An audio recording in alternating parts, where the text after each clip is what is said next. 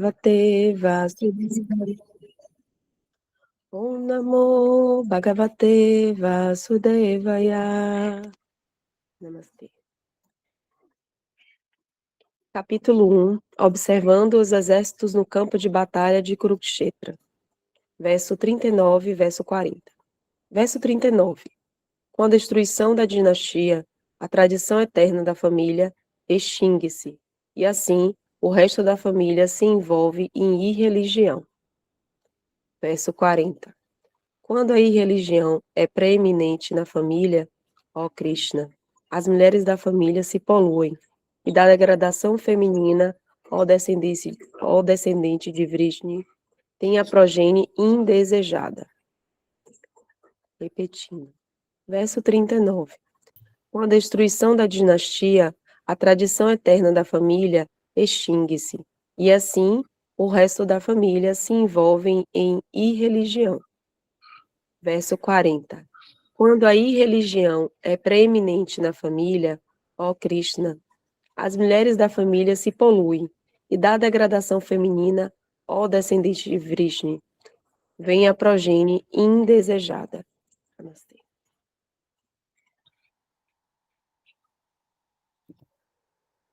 Om Gyanati Mirandasya Gyananjana Shalakaya Chaksurun Militan Yena Tasmai Shri Gurave Namaha. Om Narayana Namaskritya Naranjaiva Narotaman Devi Sarasvati Vyasa Tatoremu Jirae Nasta Praishu Abhadreshu Nityan Bhagavata Sevaya Bhagavati Utamasloki Bhakti Bhavati Naistiki Hari Om Shanti Shanti Shanti Swaha Om.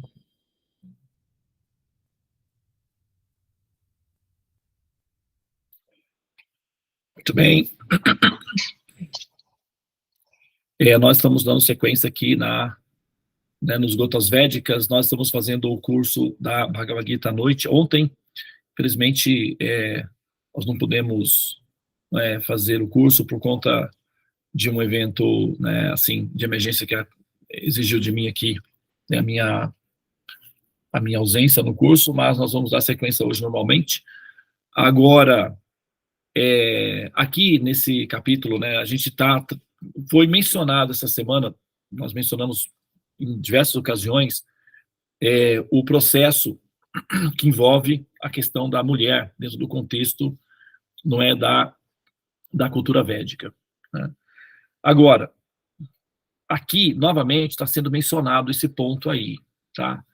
Que é com o que está sendo dito aqui, que com a decadência da mulher, ocorre a irreligião, né? Aí pode-se argumentar da seguinte maneira: mas então, de novo, lá, tudo é culpa da mulher. É tudo culpa da mulher.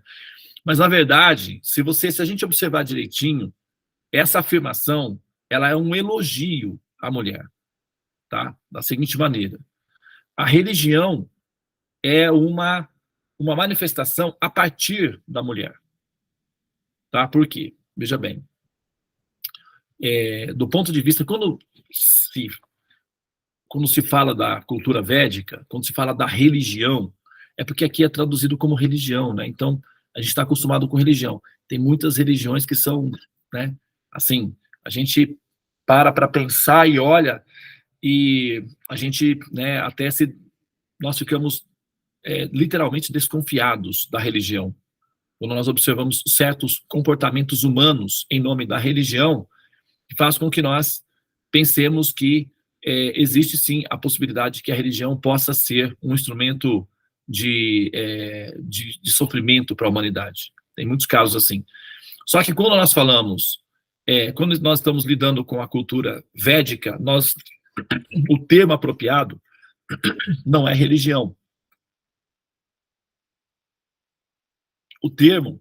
Esse termo religião, ele foi utilizado pelos romanos, né, que significa religar-se, religare, no latim religare, é religião.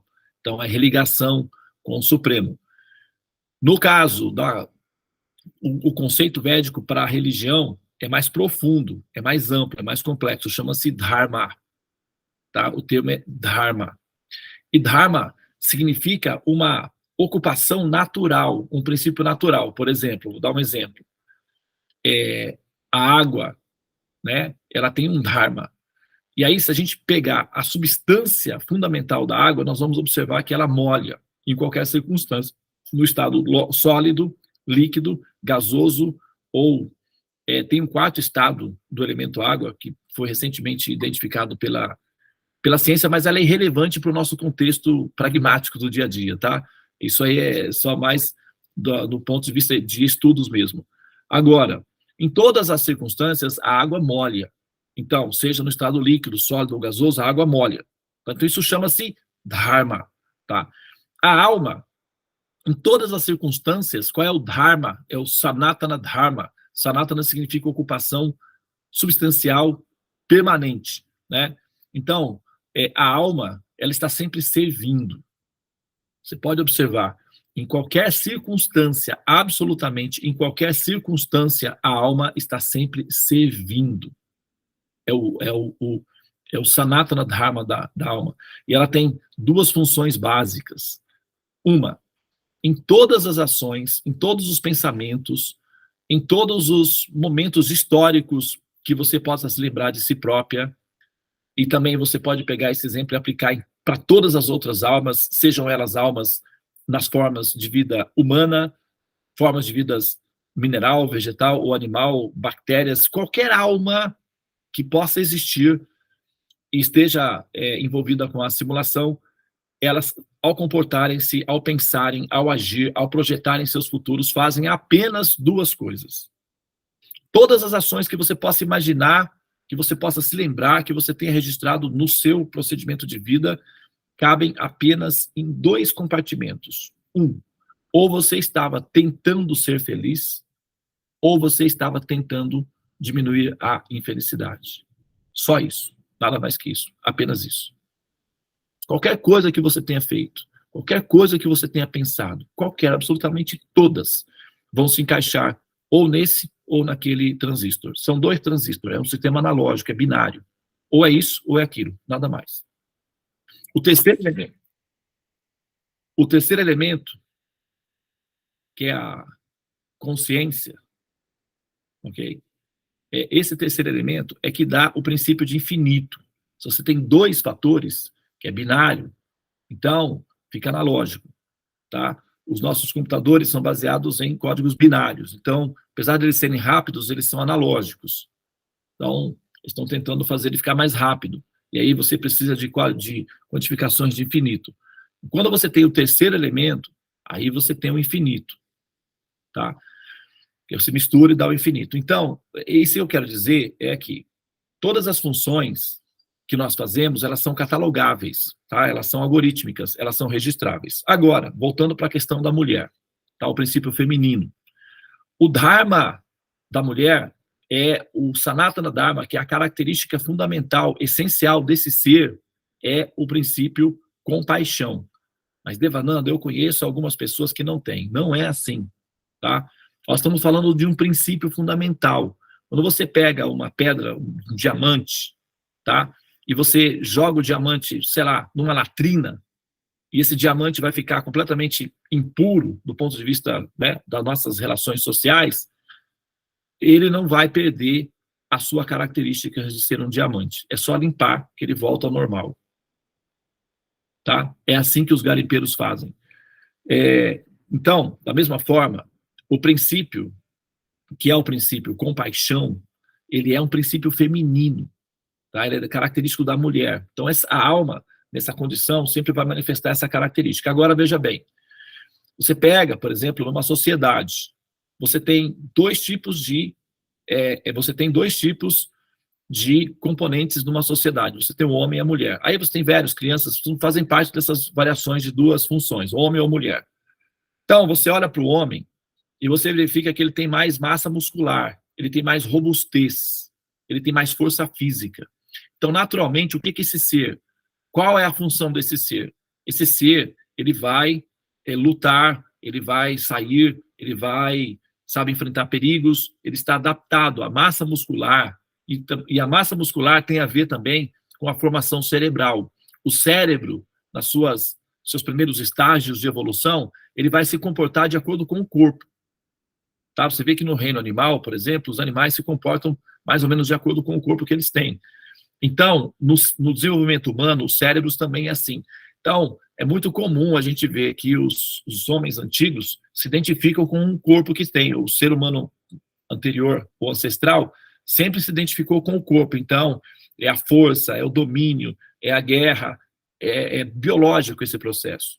Quando ele vai evoluindo, ele vai se desligando desse princípio ancestral e se adaptando a um princípio fundamental, que é a alma. Então, ele se desliga do biológico e passa para o metafísico, que é quando ele vai se conectando com a alma.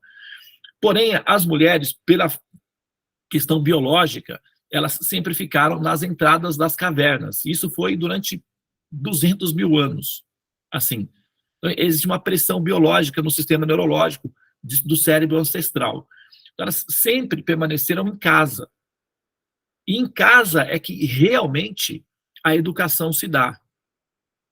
É realmente em casa que a educação se dá. Sempre se ouve dizer, né, esse ditado, a educação é de berço. A escola não tem obrigação nenhuma de educar o indivíduo. A educação é dada em casa. E quem é que convive com as crianças? São as mulheres. Então, quem que realmente são as educadoras da humanidade? As mulheres. Quem é que formam a personalidade dos indivíduos que vão produzir a humanidade, que vão formar a humanidade? As mulheres. Porque as mulheres europeias, por exemplo, não querem ter filhos. Atualmente, elas têm uma crise e elas não querem ter filhos. A decepção de gerar filhos, que depois vão se comportar da maneira como eles se comportaram na Primeira e na Segunda Guerra Mundial. Então, elas ficam reticentes. Como eu vou gerar criaturas com essa característica? Não quero mais. Então, assim, do ponto de vista histórico, psicológico, esses processos demoram anos, né, séculos, às vezes, para fazer essas transições. Então, a questão psicológica da mulher atual, a mulher europeia, principalmente, é que ela não quer filhos mais. Por quê? As coisas que eles fazem quando crescem, as assustam. Então, elas não estão evitando de ter filhos. É uma reação psicológica da mãe, da mulher, em relação ao mau comportamento dos filhos. Como, por exemplo, quando um filho se comporta mal, o que a mãe faz? Não deixa pegar o telefone celular, não faz o lanche, não leva para comer o lanche lá no shopping center. Ela faz o quê? Ela tem uma rejeição do comportamento do filho. Então, quando você pega esse princípio psicológico e aplica do ponto de vista sociológico a longo prazo, você tem um grupo de mães que não querem mais filhos. Por quê? Olha o comportamento deles. Para que ter filhos se comportarem assim? Então, elas estão com dificuldade psicológica de gerarem novos filhos, porque elas vão educar.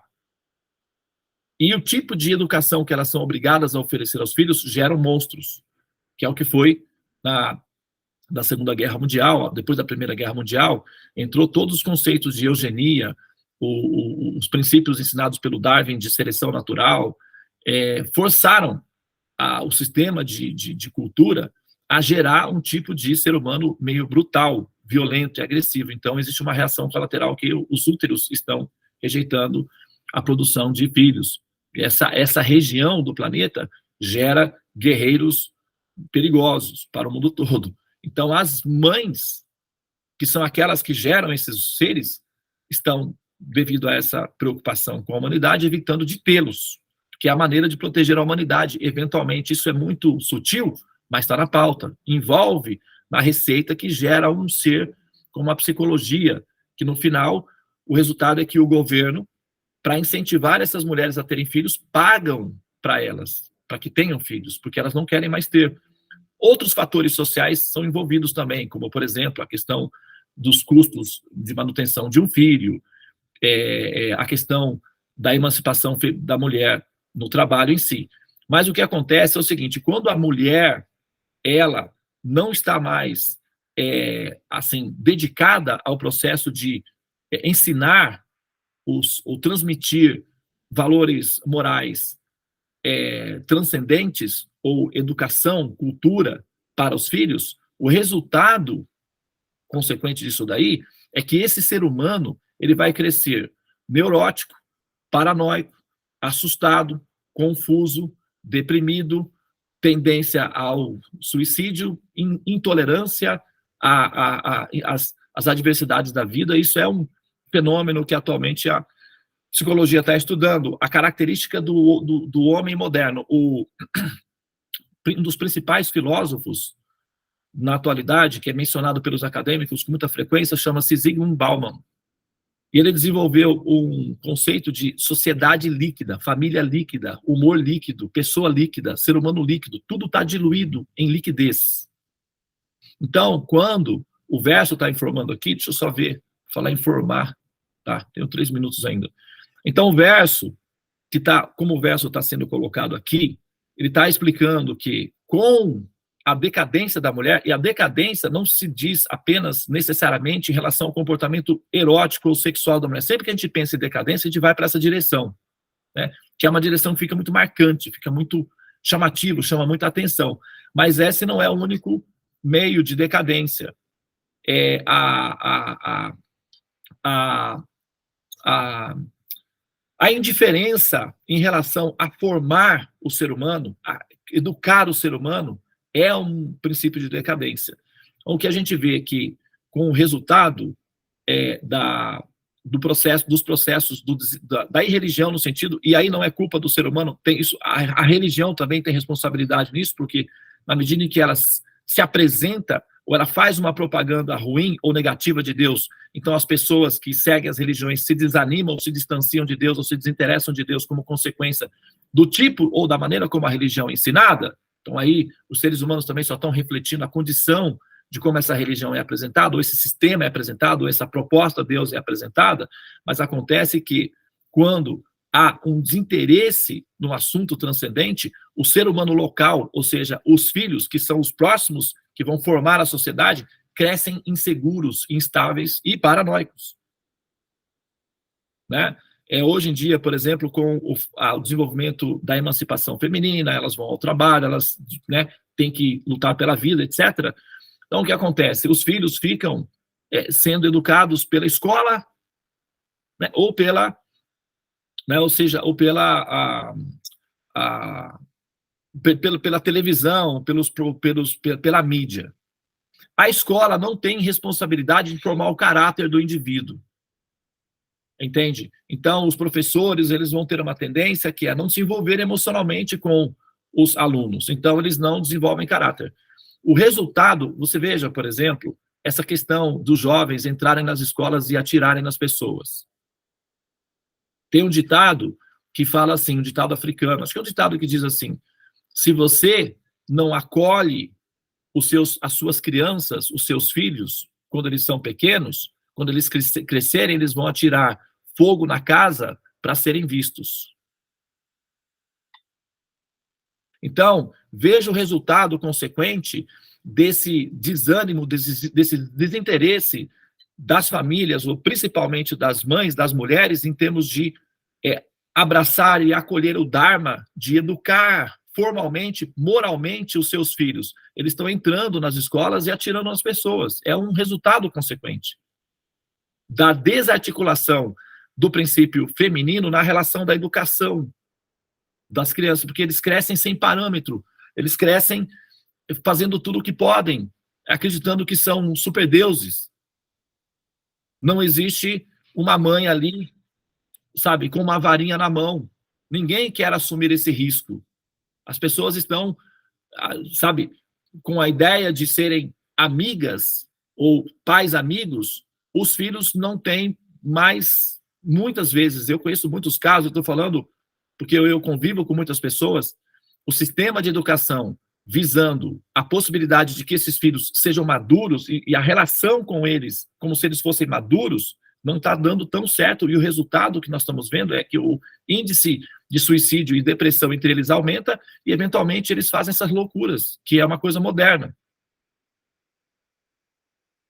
Então, assim, a fragilidade, o enfraquecimento moral da mulher que é a educadora, que é a psicóloga, na verdade, né? A mãe é a psicóloga desses seres humanos, que se... É claro que a gente sabe que as exceções, né, não é que é tudo culpa delas, evidentemente, só que o que a gente está olhando é uma análise de grupo, de longo prazo. Você pega grandes faixas de 100 anos, 50 anos, e analisa grandes grupos em faixas, é assim que funciona os estudos de longo prazo. Se a gente for olhar individualmente os casos, evidentemente que vai dar polêmica, lógico. Mas a gente analisa em termos de grandes grupos de longo alcance. Esses fenômenos de altos níveis de suicídio entre jovens, crianças, né, entre 15, 14 e 19 anos, esse negócio das crianças entrarem nas escolas com armas e atirarem nas outras pessoas, sabe? Assim, tudo... Os professores têm medo dos alunos, não pode conversar com eles que são, né, assim, tem vários problemas envolvidos. Então, todo esse processo indica um enfraquecimento da autoridade da mãe, da mulher na educação. E o resgate dessa autoridade depende que essa mulher se espiritualize, se fortaleça em termos de dharma, não em termos de religião. É diferente. Em religião que, sabe, até atrapalha a forma, em alguns casos. Mas o dharma de ser aquele ser que é o orientador espiritual de toda a comunidade. A própria Bíblia, por exemplo, às vezes menciona que a mulher sábia edifica o seu lar, a mulher tola destruirá o seu lar. Por quê? A família, ela gira em torno da força espiritual da mulher. Uma mulher forte espiritualmente, ela lidera psicologicamente o grupo. Porque ela sabe como conduzir um grupo, porque ela está fortalecida espiritualmente. Mas uma sociedade que incentiva as mulheres a serem decadentes, a se degradarem e a serem vitimistas, e ao mesmo tempo que incentiva essas mulheres a não se espiritualizarem como sendo um recurso, vamos dizer assim, para pessoas fracassadas, o resultado é que são filhos inseguros, amedrontados, assustados e, eventualmente, né, violentos. Isso é o efeito social. Em termos de longo prazo, tá? A gente tem que pegar as faixas de longo alcance. Olhar 50 anos atrás e pegar esses últimos 50 anos, ver como se deu o processo da mulher em si, na relação com a sociedade, e o resultado consequente nos filhos. Porque tudo tem efeito colateral. Tá? Então, esse verso aqui, ele não está culpando a mulher pela irreligião, pela decadência. O verso está dizendo que é o seguinte: o centro da evolução, o centro da espiritualidade, a coluna dorsal que mantém a espiritualidade da humanidade é a mulher. Então, essa mulher tem que estar fortalecida espiritualmente para poder dar conta de sustentar essa humanidade. Quem que mais sofre? Quem são as pessoas que mais sofrem com as notícias de crianças entrando na escola e atirando nas outras? São as mães. São as mães que ficam em casa sofrendo, assustadas. Os pais, os homens, eu vou falar para vocês sinceramente, tá? Como homem. O cara começa a mexer nas ferramentas, aí não lembra de mais nada. Só o parafuso na mente dele. Durante 100 mil anos, ele estava lá só olhando o veadinho, só olhando o mamute. Então ele fica hiperfocado. Quando ele começa a trabalhar no computador, ele esquece do mundo todo, ele não se preocupa com mais nada. Pode ter certeza disso. O homem não sofre tanto quanto a mulher, emocionalmente. São as mães que estão se apavorando, com medo do que vai acontecer com os meus filhos na escola.